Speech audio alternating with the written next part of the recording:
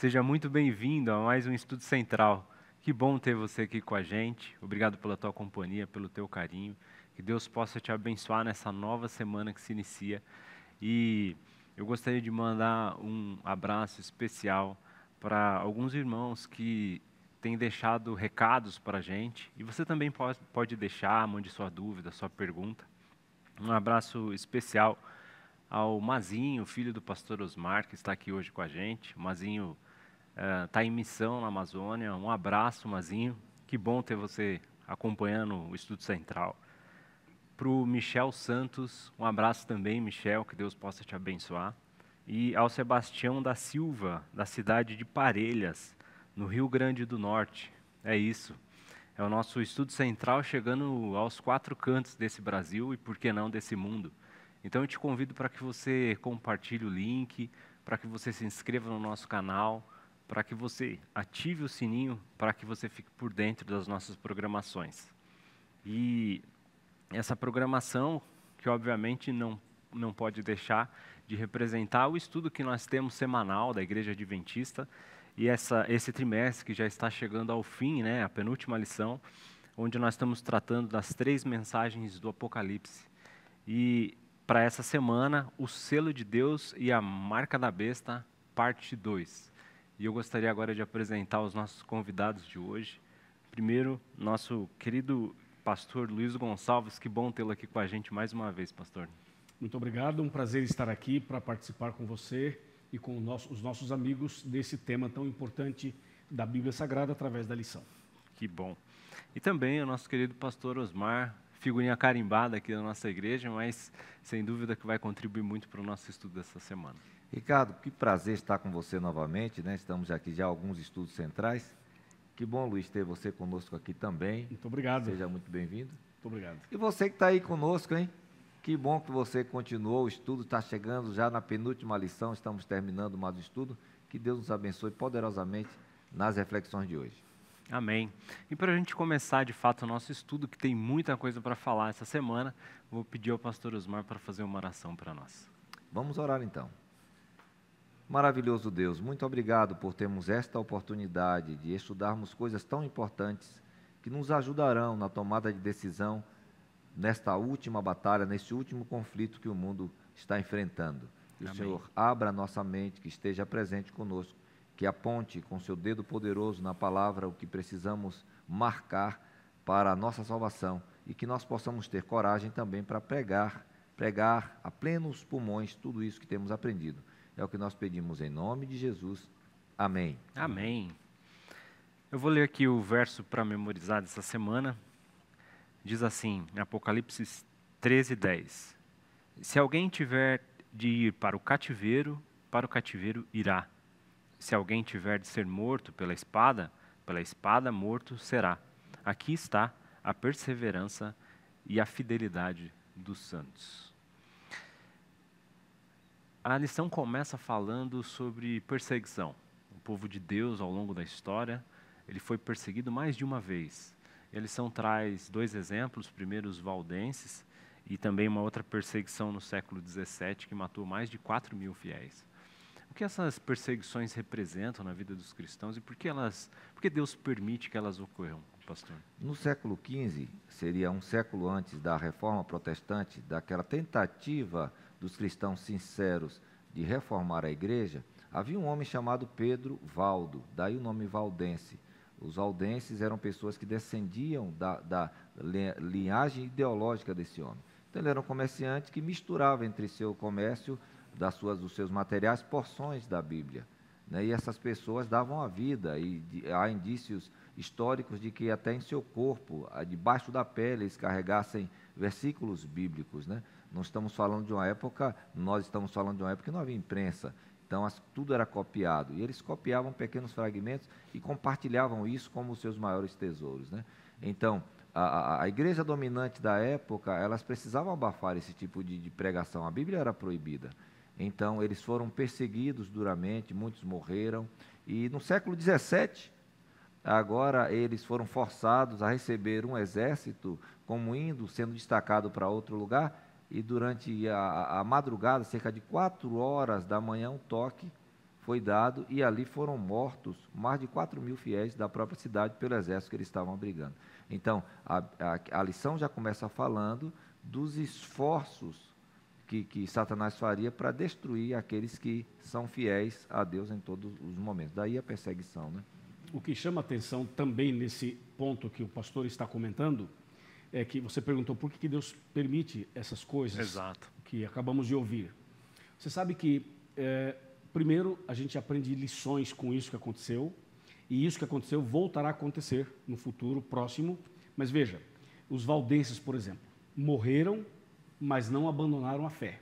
A gente aprende uma lição de fidelidade. E a fidelidade, ela só pode permanecer pelo amor que a pessoa tem por Deus. Aí ela é fiel, por isso ela é capaz até de perder a vida, mas não abandona a fé. Esse é um ponto. Um outro ponto é que quanto mais matavam servos de Deus, mais pessoas se convertiam. Então isso aqui, por incrível que pareça, era uma forma até mesmo de despertamento evangelístico. Você sabe que quando uma pessoa fiel, ela passa por uma prova, por uma perseguição, por uma batalha, as pessoas vão perceber que essa pessoa fiel está sendo injustiçada. E isso desperta nos outros o interesse de saber o que essa pessoa acreditava. Então Deus é muito sábio. A gente aqui tem uma visão muito limitada. Porém, Deus vê lá na frente. Exato. Então a história dos valdenses é uma história inspiradora. Você vê, até hoje, nós estamos aqui em 2023 falando deles. Sobre ela. Né? E estamos sendo abençoados pela vida deles. E quantas pessoas já se converteram pelo testemunho deles. E talvez se estivessem vivos, não tivessem passado por nada disso, não teria acontecido também tanta conversão com a história deles. É isso mesmo. Eu não sei como está a sua vida nesse momento e que tipo de perseguição você tem seguido, mas eu tenho certeza que o nosso Deus, Ele vê o começo e o fim, e tenho certeza que Ele está cuidando de você. Fica aí uma lição de esperança uma também. Reflexão, né? Exatamente. Mas aí a gente entra nas questões proféticas mesmo, durante a lição, e aí ela traz a questão de um dia profético. Eu gostaria só de relembrar, de repente, para o nosso internauta que está nos assistindo pela primeira vez, como é que a gente chega a um dia profético, e aí depois, posteriormente, como a gente chega nos 1260 anos, e o que eles representam para a gente também adventista, né, para o povo. Existe um texto em Pedro que as pessoas usam de forma incorreta. Fala assim, para Deus um dia como 1000 anos, e 1000 anos como um dia. Esse não é um princípio de interpretação profética. Isso está mostrando que Deus está acima dessa questão do tempo. Ou seja, para nós 1000 anos é muito tempo. Para Deus é como um dia. Esse é o contexto ali. Então, o princípio bíblico para a profecia, você encontra em Ezequiel capítulo 4 verso 6. E encontra em Números 14, 34. Ali deixa claro para nós que um dia profético equivale a um ano literal. Esse sim é um princípio de interpretação profética. E não a citação de Pedro, que é só uma comparação mostrando que Deus não está preso nem limitado ao tempo como nós. Então, um dia, um ano, pastor. E nesse contexto, a Bíblia está preparando o cenário para falar de uma ferida mortal que seria dada e num período de tempo. Lembre, os códigos proféticos. Em profecia, 95% do que a gente lê não se entende como ler. Então, daí o Luiz já trouxe a chave para interpretar o tempo, de como é que ele é contado. Mas a Bíblia vai trazer os 1260 anos, a Bíblia vai trazer de outras formas. Vai trazer um tempo, 2 tempos e metade de um tempo. Ou a Bíblia vai trazer tempos e metade de um tempo. Ou a Bíblia vai trazer 42 meses. Então, no calendário... Ou 1260 dias. Ou 1260 dias, depois anos, que são transformados assim. Então, no calendário babilônico existente da época, eram meses de 30 dias. Então, você vai ter essa conta de qualquer jeito, vai bater em 1260 dias. Então, a Bíblia também vai trazer quando começa isso e quando termina isso. Quando é que esse poder se levanta? Quando a igreja consegue ter o poder do Estado. Então, você tem uma sequência histórica trabalhando tudo isso dessa ferida mortal. Porque esse poder opressor que começa com os valdenses sendo oprimidos, ele chega no poder como? Como é que esse poder se forma? Né? Então, você tem Constantino se convertendo ali no começo do século IV, né? Na necessidade da conversão dele, ele chega ao poder dizendo-se cristão, né? Mas em 7 de março de 321, ele agora estabelece o domingo como dia de guarda, e estabelece uma reunião universal, que uma religião universal, seja mundial, porque a sede é em Roma. Mais para frente você vê agora Justiniano tirando a coroa e colocando ao pé do pontífice, né, porque Constantino muda a capital dele, e nesse vazio, então, a igreja que ele estabelece, o líder religioso começa a ter força, e Justiniano sacramenta isso quando ele tira a coroa e coloca aos pés do Papa da época. Isso dá autoridade para a igreja que a igreja não tem, não somente para levar as pessoas a serem influenciadas à religião, mas a levar a coerção, ou você se torna religioso nosso, ou você morre.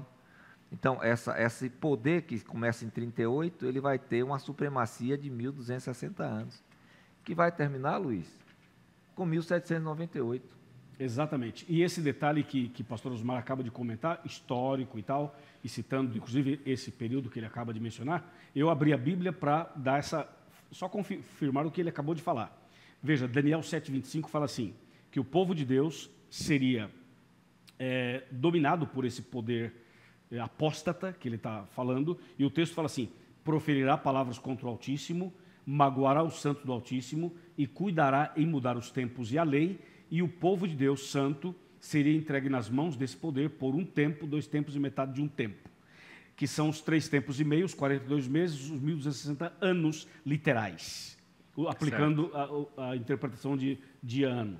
Então, nesse caso, ele citou Justiniano, que deu ao bispo de Roma a autoridade suprema para ele tomar decisões como se fosse o próprio Deus.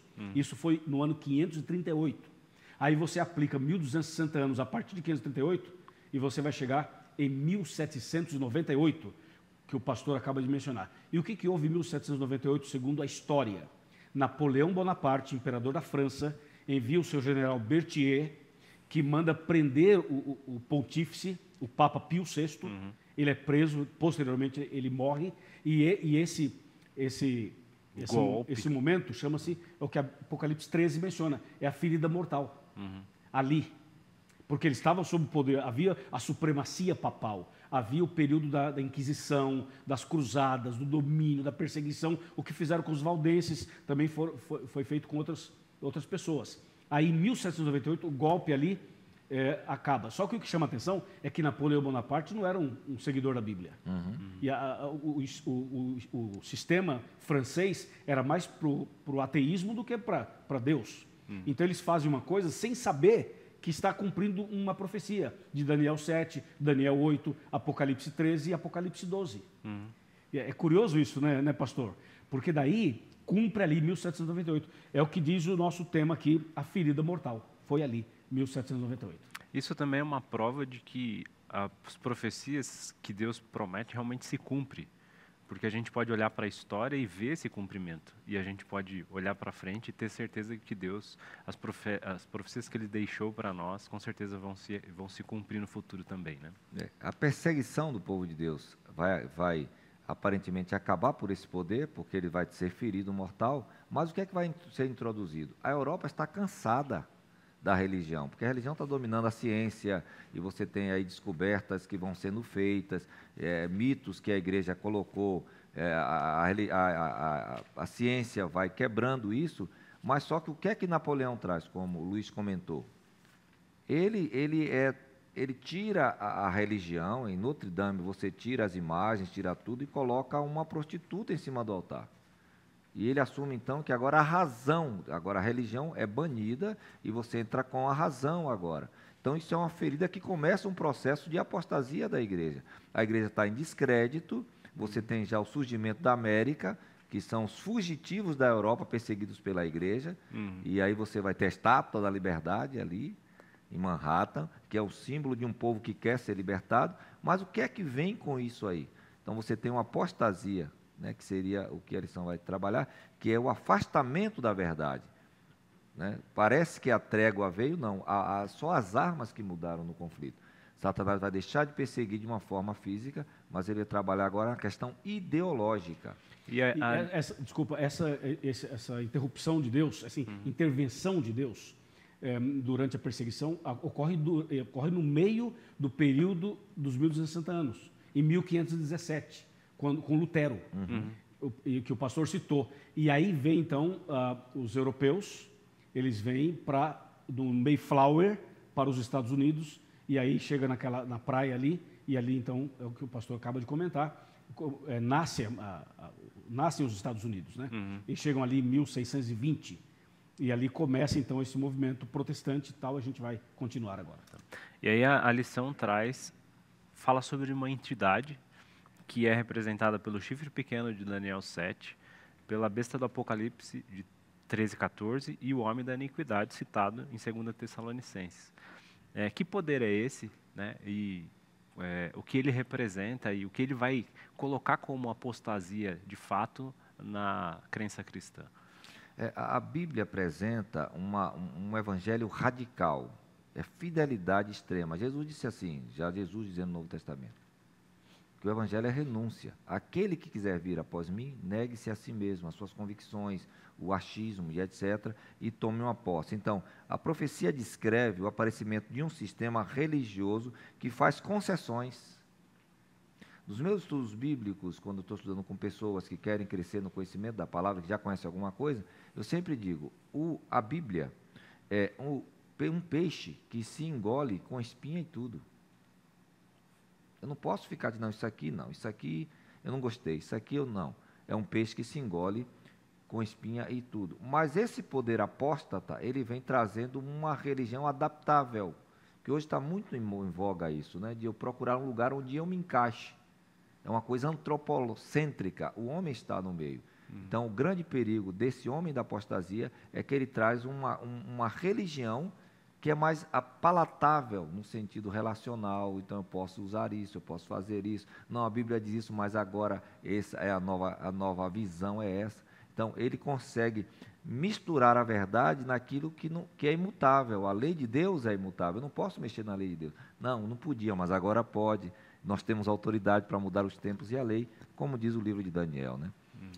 Chama a nossa atenção um aspecto que agrega, que soma a esse comentário do pastor. Em 1798, quando há o golpe mortal, a ferida mortal, a Terra fica sem essa autoridade papal suprema. Certo. Mas a Bíblia diz que a ferida mortal seria curada. Então, em 1929, começa o processo de cura. Nós estamos hoje no processo dessa cura, dessa ferida que aconteceu em 1798. E esse processo de cura é que vai dar a esse poder, que a Bíblia também chama de anticristo, que também chama do homem do pecado, o filho da perdição lá em Tessalonicenses, e que é a besta do Apocalipse, né? Então, esse poder hoje, ele existe, mas ele não está com o poder supremo, não está com a autoridade suprema em exercício, porque a ferida mortal não está totalmente curada. Entendi. Quando ela estiver totalmente curada, vai ser visível isso. Por quê? Porque juntamente com esse processo de cura, vem um decreto para selar essa autoridade que voltou, que restaurou, que ressuscitou. Então, esse decreto é o decreto dominical. Por quê? Porque você tem aqui, na Bíblia e na nossa lição, você tem aqui dois poderes. Você tem o poder de Deus, que é o verdadeiro, e o poder de Satanás, que é o falso. Se você pegar, por exemplo, Deus enviou Jesus aqui na terra, o diabo enviou a besta. Jesus foi ferido, a besta foi ferida. Jesus ressuscitou, a besta vai ter a ferida curada, vai ressuscitar também. Jesus, todos, joelhos se dobrará, Filipenses 2. E Apocalipse diz que toda a terra se ajoelhará diante da besta. Se maravilhando, né? Pastor, então você vê que a besta é um projeto satânico para colocar um contraponto a Jesus. Por isso que a besta também é chamada de anticristo. Uma contrafação. O inimigo sempre é uma trabalha... uma contrafação. Exatamente. O inimigo sempre trabalha assim. Ele imita, ele não cria nada. Ele não é criador. Criador é Deus. Mas ele imita as coisas. E a ideia dele é sempre misturar desde o Éden a verdade com a mentira. É um fake news, né? É fake news o tempo todo. É meia verdade. É sempre as meias verdades, né? E é assim que é a grande estratégia que ele vem trabalhando, misturando as coisas. Tá. Nosso tempo é curto, né? Acaba passando muito rápido. Eu gostaria de falar um pouquinho sobre o que de fato é a marca da besta. E aí, em contraponto, falar o que é o selo de Deus. Eu acho que isso é importante a gente deixar hoje aqui bem explicado. Há muitas versões hoje não tão contemporâneas. Por exemplo, é o chip. Um chip que vai colocar na mão. Um dia desse alguém estava dizendo que não, a marca da besta, sabe o que é? A pandemia mostrou. É quando você estende a mão para colocar o álcool gel. Então ali a marca da besta. Ou se não, quando alguém coloca na sua testa um aferidor para medir a sua temperatura. Então é a marca da besta. Não tem nada a ver com isso, né? O que a lição vai trazer para a gente? O que é que Apocalipse fala? O que é mente? O que é testa? O que é que a testa guarda? O que é que está por trás ali do lóbulo frontal? É o meu pensamento, são as minhas convicções, é a minha consciência, é teoria. E mão? Mão é o que eu faço dessa teoria, como eu pratico. Então, o que é essa marca da besta? É algo que eu vou estar consciente de que está certo, porque eu venho sendo enganado ao longo do tempo, né? Porque Satanás misturou no seu engodo e me levou a me afastar das verdades de Deus. Então, estou consciente, eu estou fazendo errado, mas já estou consciente de que ele é certo, e isso se tornou prática em minha vida. Então, né, é o que a gente vai perceber aqui na lição. Exatamente. E então, continuando o raciocínio do pastor, para você saber qual é a marca da besta, você tem que saber qual que é a marca de Deus. Esse é o ponto, porque o pastor já colocou, o diabo, o que ele faz? Sempre uma contrafação, um fake, sempre. Então, olhando para a Bíblia, você tem 3 palavras que são sinônimas nesse contexto. A palavra marca, a palavra selo e a palavra sinal. E quando você vai para a Bíblia, você descobre que o selo de Deus, ou a marca de Deus, ou o sinal de Deus, é o 4º mandamento, é o sábado. Está claramente na Bíblia, é o sábado. Porque o sábado traz o nome de Deus, o cargo de Deus, a função de Deus e o território que Deus é Deus. Aí o que Satanás fez? Mais uma vez, lembra aquela comparação que eu fiz? Deus envia Jesus, o diabo envia a besta e tal. Então, como Deus tem o selo dele, o diabo criou o dele também. Então, o que o diabo fez através da besta? Começou lá com Constantino, até um pouco antes, mas vamos colocar Constantino como ponto de partida.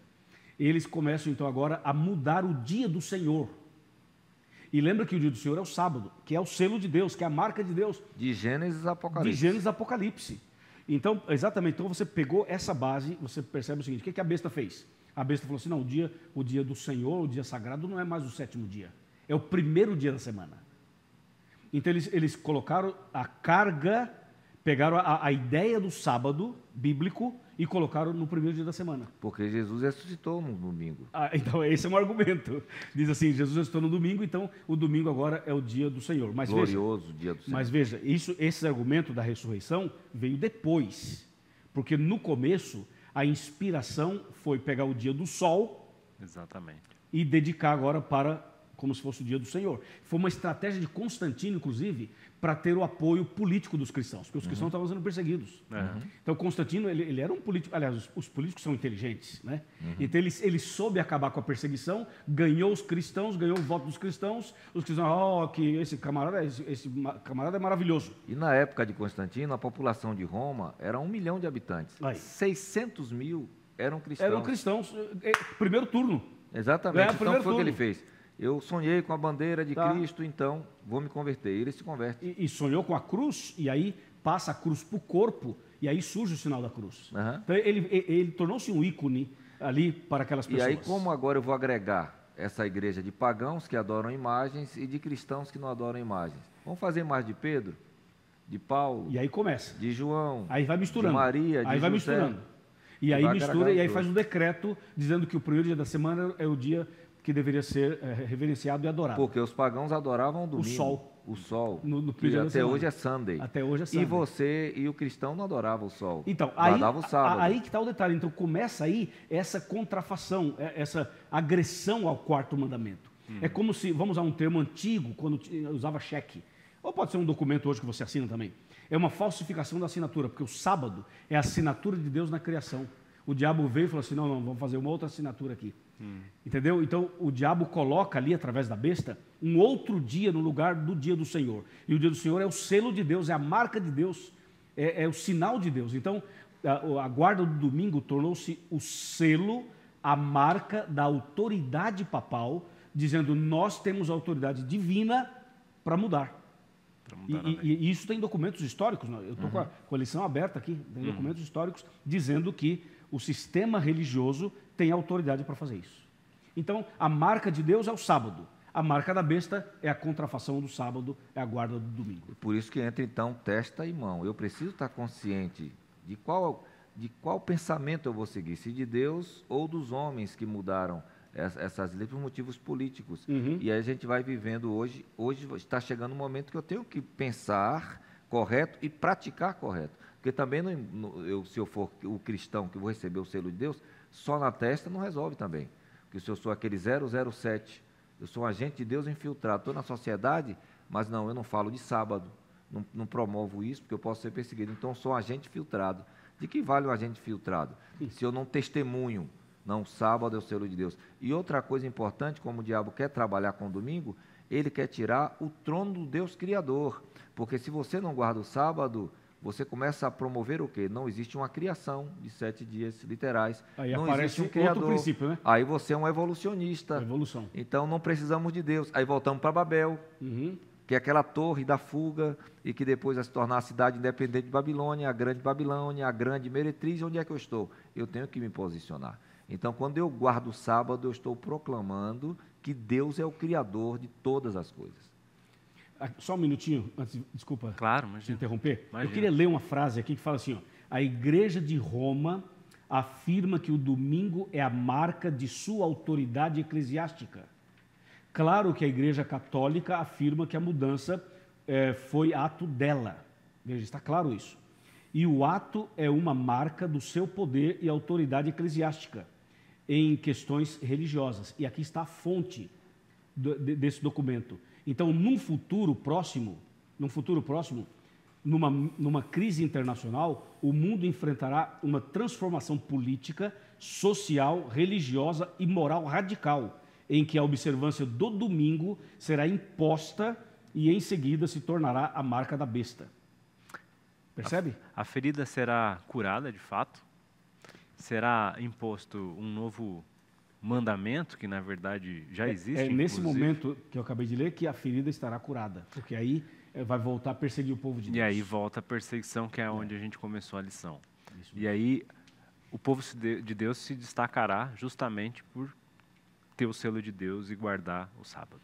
E essa ideia do domingo, ela se desgastou com o tempo, se fragilizou com essa ferida curada, porque a igreja perdeu muito da sua credibilidade pela perseguição imposta a cientistas, etc. Nós vimos a fuga dos americanos, que seriam os futuros americanos, mas isso já começou a ser restaurado. Então nós temos, por exemplo, agora, em 5 de junho de 2012, Bento XVI, com 15 mil pessoas, que é o do Papa atual, já começou a dizer, um dos papas atuais, já começou a dizer que precisamos restaurar a observância ao domingo, porque isso integra a família de Deus. Cuida da igreja, vai com seus filhos para a igreja. Isso é uma contrafação, porque a Bíblia não apresenta o domingo como dia de guarda. A palavra domingo não existe na Bíblia.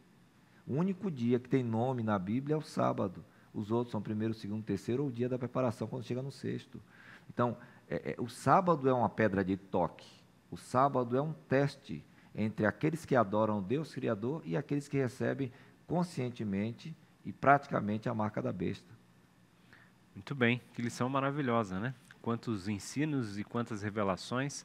Se você não tinha ideia de tudo isso, eu te convido a continuar estudando com a gente semanalmente a lição da Escola Sabatina. Te convido a vir à nossa igreja também, assistir um dos nossos cultos e, por que não, talvez aceitar um dos nossos estudos bíblicos. Que Deus possa te abençoar. Eu gostaria de agradecer mais uma vez o pastor Luiz Gonçalves, o pastor Osmar, pela presença de vocês. Que Deus continue abençoando. E gostaria de pedir ao pastor Luiz Gonçalves para fazer uma oração para a gente encerrar esse momento. Ok, vamos orar. Por favor, você que está acompanhando a gente, vamos orar.